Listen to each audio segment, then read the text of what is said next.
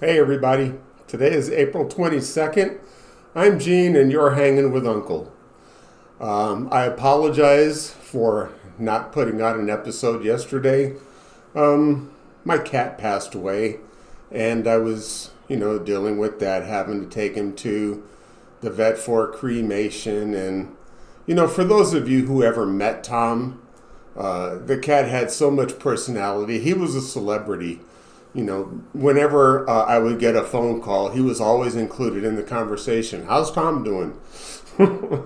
So I just took a day off for myself yesterday because this is the first time in 12 years he won't be here. So he was a part of me and I miss him a lot. And I thank everybody for the well wishes for my cat. I appreciate it. But today I want to talk about why are Republicans afraid of the coward in chief? It makes no sense to me. His former chief of staff, his very first one, Reince Priebus, has said that Republicans are afraid of his retribution. And Lisa Murkowski, who's a sitting senator from Alaska, a Republican, has said they're all afraid of him and his retribution. And to me, that makes no sense. Why don't you grow a backbone, get a spine, have some conviction? Remember, the Constitution says you are a co-equal branch of government. You cannot give him any more power than he already has. And if you do, it's your own fault. So, could care less. I really could care less. And to me, that's a weak argument. And if you're a sitting senator in the high chamber of Congress and you're afraid, then you don't need to be there.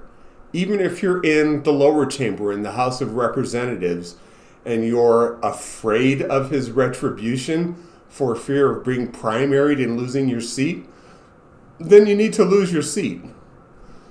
Because he's a coward, and I don't understand. It just makes no sense to me why anyone, especially an elected member of the United States House of Representatives, would be afraid of him. Why they don't understand he has no power over them. There is no hierarchy in the Constitution for our three branches of government. Legislative, executive, and judicial all have equal standing, and no one has authority over the other one. So why are you afraid? Why don't you have a backbone? Why is there a yellow streak going down your spine? If you don't know how to stand up to your constituents and tell them how bad the things are that he's doing, like crashing the economy with tariffs, then you don't belong there. If you don't have the fortitude and the wherewithal to understand the power that you have, then leave. There is somebody who understands that there's supposed to be checks and balances in government. That's why we have three branches. Nobody is supposed to be subservient toward another branch. So, I don't know if you guys have an answer for that, let me know, because again, it makes no sense to me. I wasn't raised that way. Okay. This guy is stupid.